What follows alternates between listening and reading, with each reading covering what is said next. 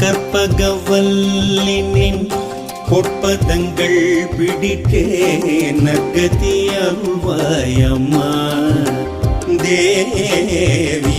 கற்பகவல்லினின் பொற்பதங்கள் பிடித்தே நற்கதி அருள்வாய் அம்மா.